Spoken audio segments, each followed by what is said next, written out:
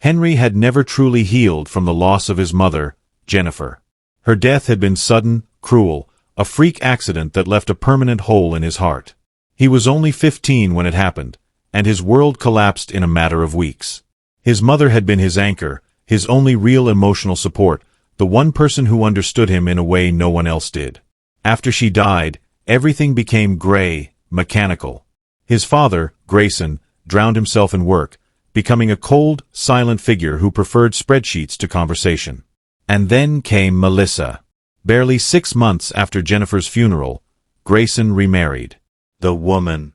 A strikingly attractive, younger widow named Melissa. She was only 12 years older than Henry, a former dental assistant turned yoga instructor with sharp eyes, a sharper tongue, and a flawless social mask. She moved into the house like she owned it, redesigning everything from the furniture to the rules of the household.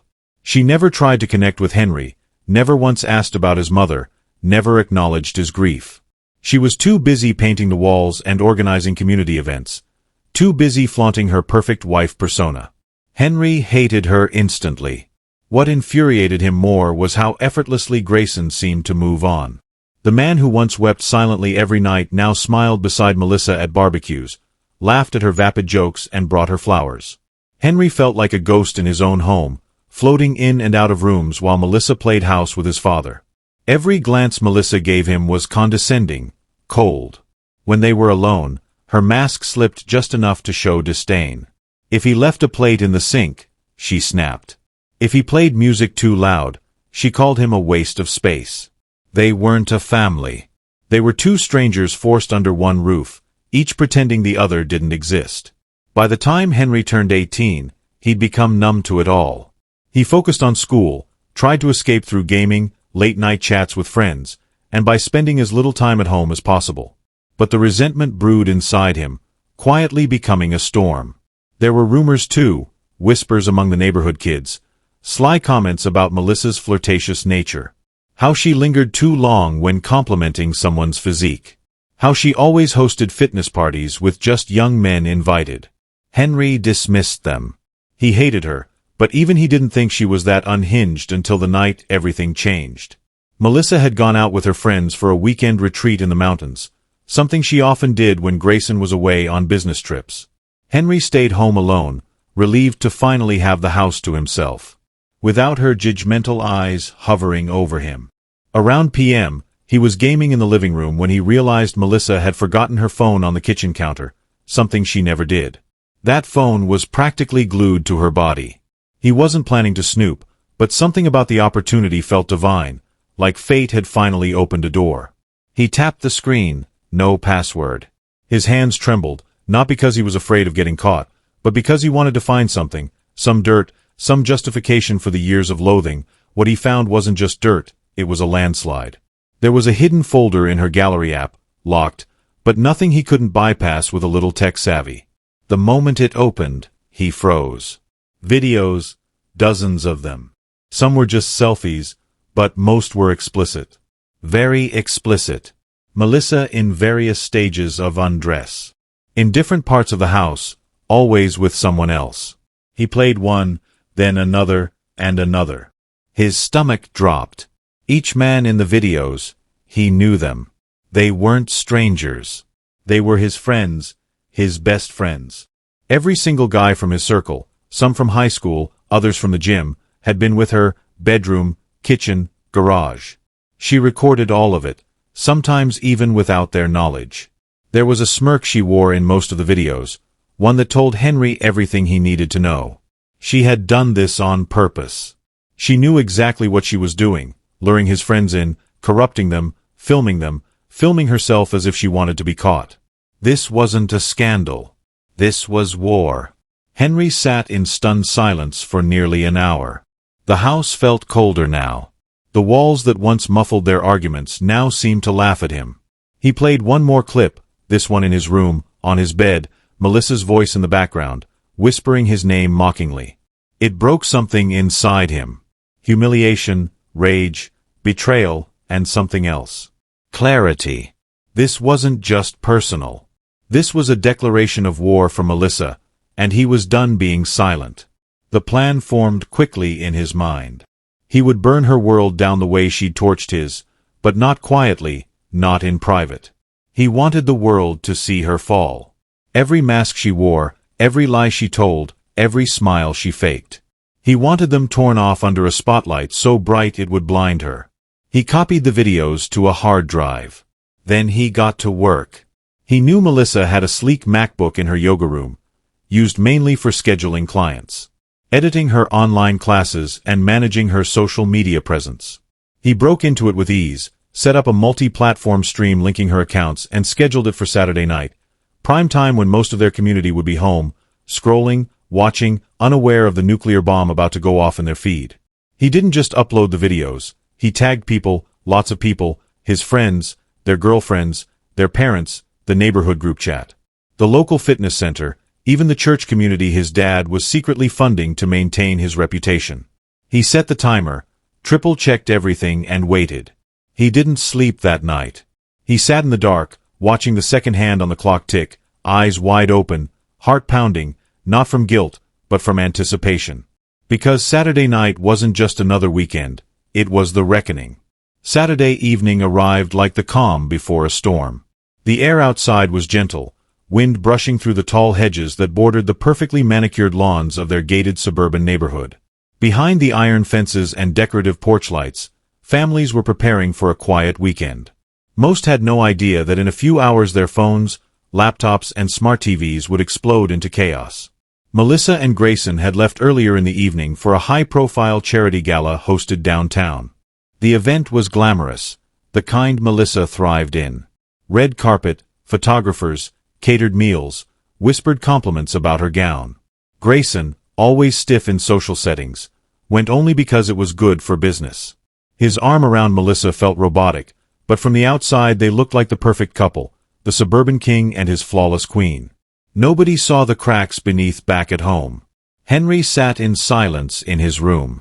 Lights off, headphones on, heart a ticking bomb.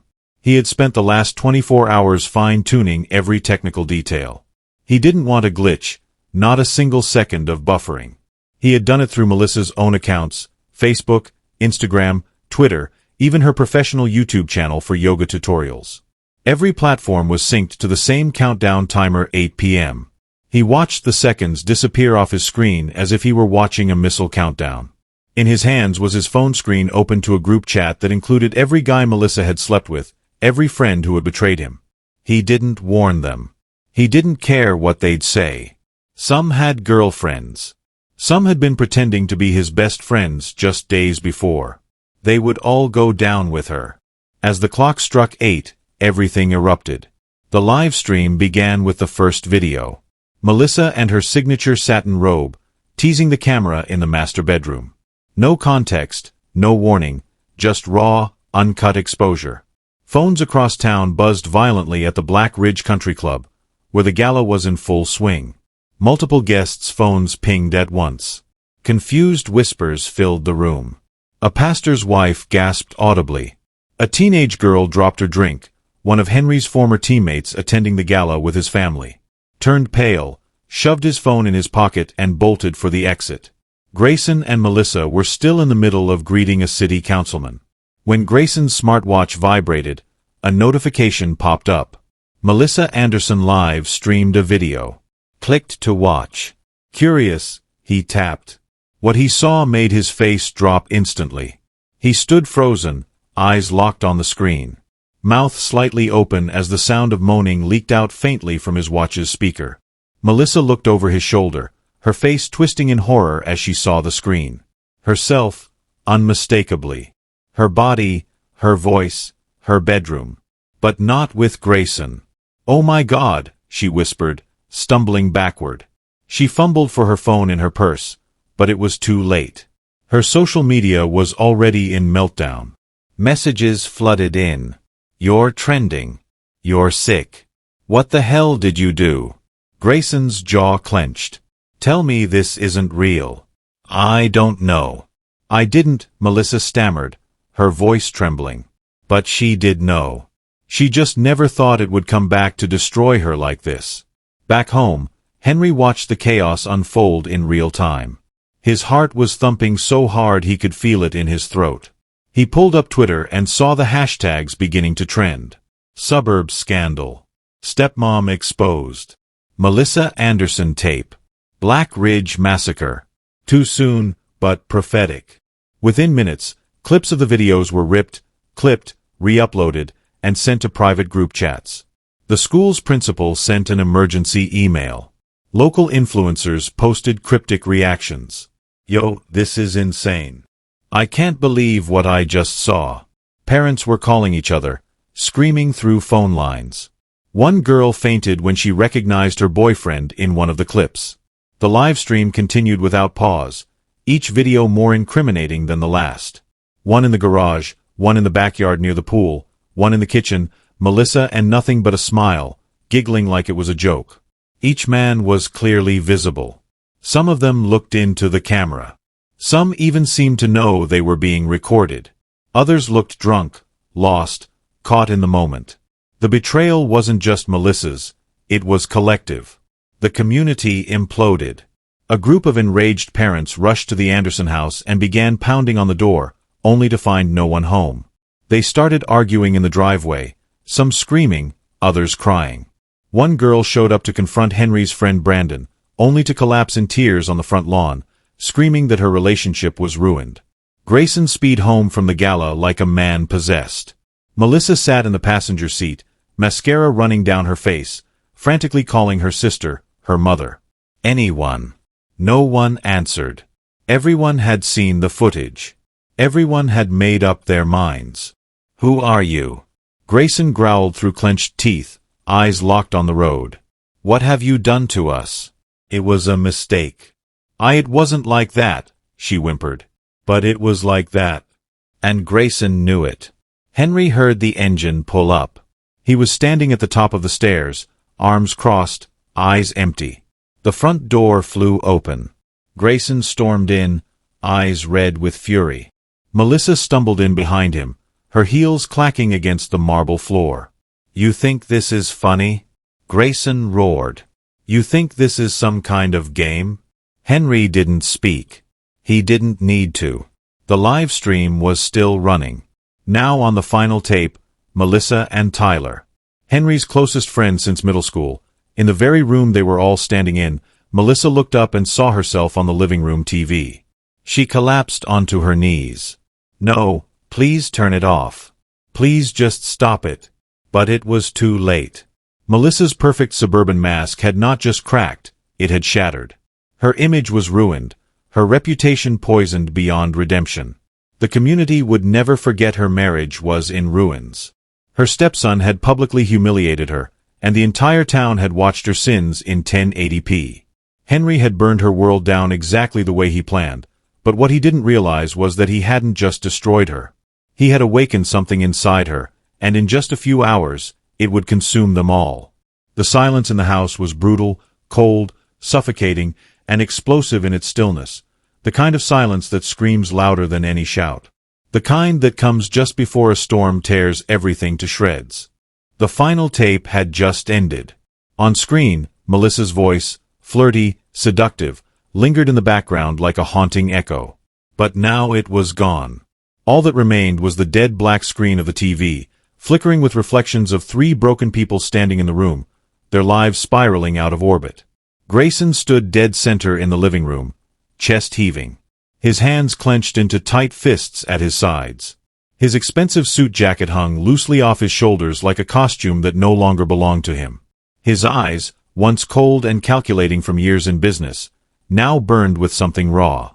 Fury, disbelief, betrayal, and humiliation, all mixing in a cocktail of violence just beneath his skin. Melissa was on her knees near the couch, trembling. Her makeup was smeared. Her hair frizzed from sweat and panic. She looked up at Henry, not with hatred anymore, but with something else. Something animal.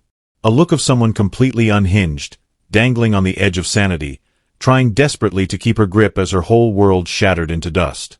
Henry didn't move. He was frozen at the top of the staircase, leaning on the banister. No smirk, no satisfaction, just exhaustion. His revenge had played out.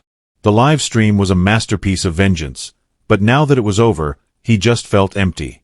He thought he'd feel power, liberation, freedom. But instead, the silence made everything feel worse. "You," Grayson finally growled through clenched teeth. "You have ruined me." He wasn't even looking at Melissa anymore. His eyes had locked onto Henry. Henry blinked. "Me. You humiliated this family. You destroyed everything I built." Henry took one slow step down the stairs, his voice calm but edged with ice. "Number she did. I just showed you what she is. She's your mother." "She's not my mother," Henry exploded, his voice shaking the walls. "My mother died the moment you brought her in here to play house. And you let her replace everything, Dad. You let her erase Mom like she was garbage." Grayson's chest puffed as he took a step forward. "And what the hell do you think you are? Some noble warrior? You think airing our dirty laundry like this makes you right? Makes you a man? You're a coward, Henry. You broadcasted sex tapes like a little boy throwing a tantrum." Melissa watched the argument unravel from the floor, lips quivering, her head dropped between her knees, her breath coming in fast, sharp gasps.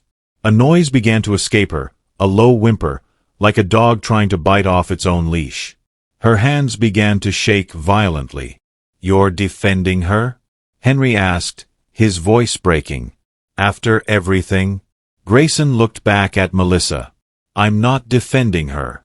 I'm telling you, this isn't how men handle things. You don't destroy a life for revenge. You talk, you confront. You don't drag an entire community into it." "She dragged herself," Henry whispered. "I just gave her the spotlight." Melissa suddenly screamed. It wasn't a scream of fear or pain. It was a shrill, ear-splitting, agonizing cry that split the air like a blade. Grayson and Henry both jumped. Melissa's hands clawed at her own hair as she stumbled to her feet. Tears streamed down her cheeks, blending with her ruined mascara, turning her face into a mask of streaked black and red. "You think you're the victim here?" she shrieked at Henry. "You think this makes you a hero? You ruined me. My friends won't talk to me. My business is gone. Strangers are sending me death threats. My own sister blocked my number. You destroyed my life." "You destroyed mine first," Henry said, his voice flat. Melissa lunged. It happened in a blink. She grabbed a ceramic lamp off the side table and hurled it. Henry ducked. The lamp shattered against the wall, spraying porcelain shards across the floor. "Stop!" Grayson shouted, but she wasn't stopping. Melissa's bare feet crunched over the broken pieces as she ran toward the kitchen. Henry and Grayson both moved instinctively, but Melissa was faster, desperate, wild-eyed. She yanked open a drawer. Cutlery grabbed the biggest knife she could find. A chef's blade, thick, heavy, cold steel, catching the kitchen light like a gleaming fong. "Put that down," Grayson said firmly, stepping forward. Melissa spun toward him, panting like a cornered animal. "You were never going to protect me. You stood by while he humiliated me." "Put it down," he said again, now walking toward her. "Don't be stupid." But Melissa wasn't listening anymore. Her pupils had dilated, her fingers curled tight around the knife handle. Her mind had splintered, and in her mind, everyone in that room was a traitor. She charged. The blade went straight into Grayson's stomach. The sound was horrifying. A wet, muffled thump as steel met flesh. Grayson staggered, mouth open in shock, hands fumbling to grab Melissa's arms. She yanked the knife back and blood gushed in thick rivulets down his white shirt. He looked down at his wound. Melissa. But Melissa stabbed again, this time in the chest. Then again and again. Henry screamed. "Stop. Stop it." He ran forward, tackled her to the ground. And the knife skidded across the tiles. Grayson collapsed behind them, blood pooling around his body, twitching, gasping, dying. Henry held Melissa down, her body writhing beneath him, teeth bared like a rabid animal. "You killed him," he shouted. "You killed him." She thrashed wildly, spitting, scratching at his face. "He was going to leave me," she howled. "You were trying to erase me. I gave everything. I made this house. I held this family together. You destroyed this family. Henry punched the floor next to her head. The wood cracked. Melissa's hand slipped behind her, groping, searching. Her fingers wrapped around something cold, the knife. With one fluid motion, she rolled sideways, and before Henry could react, she plunged the blade into his side. His breath caught. Pain shot through him like fire. His body went limp. He gasped, staggered backward, blood soaking through his shirt instantly. Melissa stood over him, face twitching, chest heaving, the bloodied knife still gripped in her shaking hand. For a moment, she just stared, her eyes locked on Henry's face, his expression frozen in disbelief, pain blooming across his body like a slow fire, his hand clutched at his side, fingers pressing into the gaping wound, as if he could somehow plug the bleeding. He gasped, eyes narrowing. You're a monster. His voice was weak, trembling, but it hit her like a slap. Melissa's breath caught. The room spun. She took a half-step back, the weight of the knife suddenly unbearable in her hand. Her gaze darted between Henry, bleeding out on the floor, and Grayson's corpse lying in a crimson lake behind her, his glassy eyes staring at the ceiling. Everything felt still. The air, the silence, time itself. Then the reality hit her. She had killed her husband. She had stabbed her stepson with her bare hands, with intent. She had crossed a line that no apology, no justification, no lie could ever walk her back from. The knife clattered to the floor. Her hands flew to her head, her fingers tangled in her matted hair as she staggered backward, mouth open in a silent scream. "What have I done?" she whispered. The smell of blood was thick in the air, metallic, suffocating. The room around her no longer looked like a home. It looked like a war zone, a battlefield of shattered glass, overturned furniture and death. This wasn't the living room she used to pose in for Instagram photos. This was Carnage. Henry was still breathing, but barely. He tried to lift his head, blood seeping from his mouth. Now he looked at her one last time. Not with anger, but with something worse, pity that broke her. A sound escaped her throat, half sob, half shriek, as she turned and bolted. She stumbled over a fallen chair, slipped in Grayson's blood, and crashed into the wall. She didn't stop. She couldn't. She scrambled to her feet and ran through the back hallway, past the yoga studio she used to film her videos in, past the framed wedding photo she had once proudly hung in the hallway, out the back door. The night air hit her like ice. It was colder than she expected. Her feet were bare, slicing open on the sharp edges of the stone path as she sprinted into the darkness. She didn't have a plan. She didn't even know where she was going. Her body just moved. Pure adrenaline.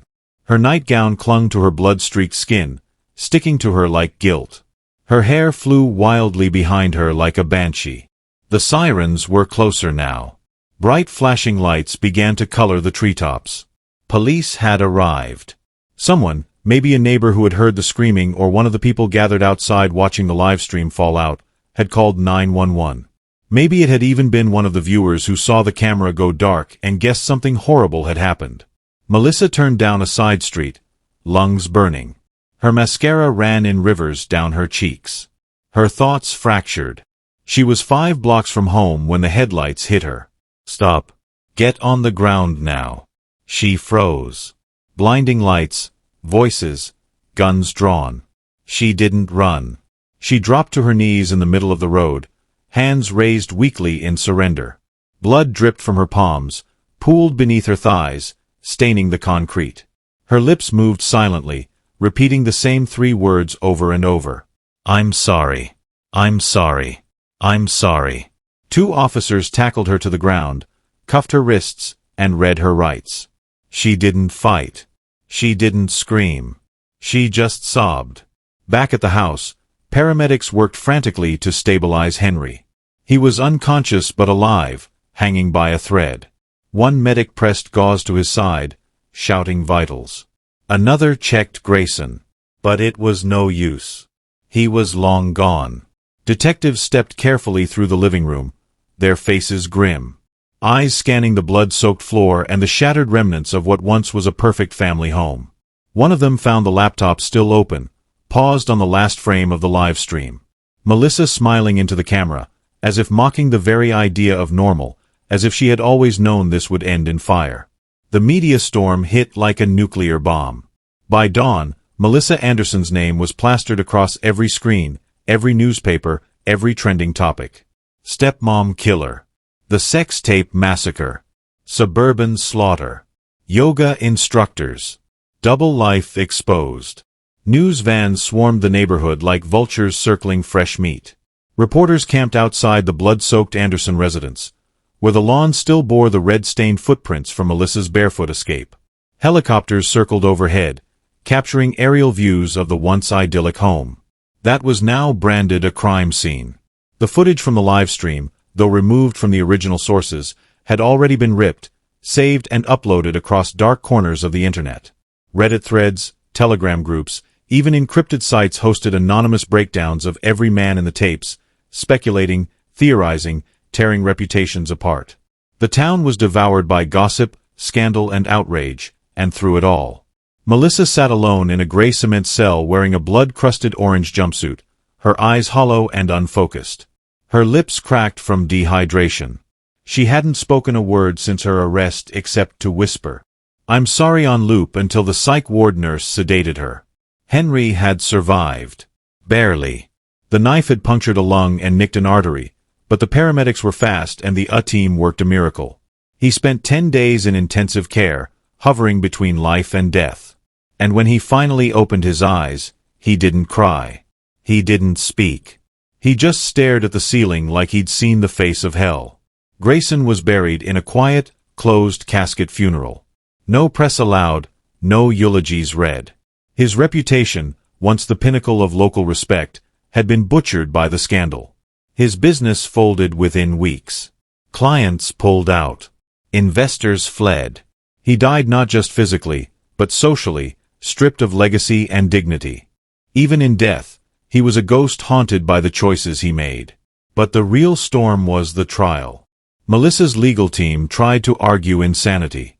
They painted her as a woman pushed beyond her mental limits, abused emotionally by her husband, manipulated by a stepson who publicly destroyed her. They said Henry's live stream was psychological warfare. That Grayson was a controlling, absent husband who ignored her cries for help. They showed the footage of the confrontation, the crime scene photos, and even introduced medical reports showing Melissa had bruises from her struggle with Henry. But the prosecution tore her defense apart with cold precision. They didn't need to dramatize anything. The evidence spoke for itself. The tapes, the murder weapon, the text messages Melissa had sent to her friends bragging about her secret fun. The live stream played frame by frame in court, showing Melissa laughing, smirking, touching men half her age in rooms filled with family photos. Jurors looked sick. One woman had to excuse herself during a recess, vomiting into a trash can. And then came Henry, pale, thinner than before, his body still frail, bandages peeking beneath his suit. He took the stand slowly, trembling with every step. But when he spoke, his voice was steady. He recounted everything. How he found the videos, how each face was someone he trusted, how he felt like his soul was stripped naked and paraded through the streets. His voice cracked only once when he described hearing Melissa say his name during one of the tapes. "It wasn't just betrayal," he said quietly. "It was evil." The room fell silent. Melissa stared down at her hands the entire time. She never looked up. Not once. The prosecution rested after 6 days. The defense tried their best to pivot, but the damage was irreversible. Public opinion had long turned. Protesters gathered outside the courthouse, holding signs like "Justice for Henry" and "Rotten Hell, Melissa." And when the verdict finally came, there was no shock, no gasp, just quiet, satisfying finality. Guilty. On all counts. 2 life sentences, no possibility of parole. Melissa was let out in chains, her expression blank, her lips whispering the same thing they always had since her arrest. I'm sorry. But no one was listening anymore. The prison she was transferred to was a maximum security facility for women, cold and sterile, surrounded by razor wire and silence. Her days were filled with hollow routines. Waking, eating, cleaning, sleeping. She never joined the others in the yard. She rarely spoke. Inmates left her alone. Some called her a psycho. Others just whispered about the live stream lady. Her infamy made her untouchable, but not respected. Each night she sat in the far corner of her cell, rocking gently, whispering names. Grayson, Henry, Stacy. Over and over, like a cursed mantra. In her dreams, she saw blood every time. But the world moved on. The Anderson house was eventually sold at a deep discount. No one wanted to live there. The realtors tried to repaint the walls, remodel the kitchen, replace the blood-soaked flooring, but it didn't matter. People knew. Locals called it the live stream house. Teenagers dared each other to sneak inside. Some said they heard screaming at night. The new owners abandoned it within months. Henry left the town for good. He moved to another state, changed his last name, enrolled in a different college under a new identity. He didn't talk about his past. He refused interviews, rejected book deals, turned away every offer from documentary producers. He wanted no fame, no justice tour, just peace. But even in silence, the world didn't forget. The live stream footage continued to resurface on forums and deep web archives. It became a macabre cultural footnote, a case study in internet justice, a digital scar that could never fully fade. Psychology professors lectured on it. Law students debated its legal ethics. And somewhere in the dark recesses of the internet, a slow-burning subreddit dedicated to the case still breathes, updated by obsessed strangers dissecting every second of what happened that night. As for Melissa, she aged rapidly behind bars. By her 5th year, she looked 20 years older. Gray streaks overtook her once glossy hair. Her face sagged. Her eyes sunk deeper into their sockets. She never spoke at parole hearings. She never had visitors. But every now and then she'd sit up in the middle of the night and scream Henry's name like she was back in that house, back in that final moment where rage met reckoning, and the guards would just shake their heads, muttering. Another night in the tape house killer's cell, because that's all she was now. A cautionary tale. A woman who wore perfection like a mask until shame peeled it off with blood. A stepmother who destroyed everything just to keep her secrets buried, only to have them live streamed to the world. And no matter how many years passed, no matter how many new scandals or tragedies came after, one thing remained true. The echo of that live stream still haunted the town, the internet, and the ruined lives it left behind. Thanks for watching. Subscribe and like this video for more true crime video. Don't forget to leave your thoughts and theories in the comments section below. Take care and see you in the next video.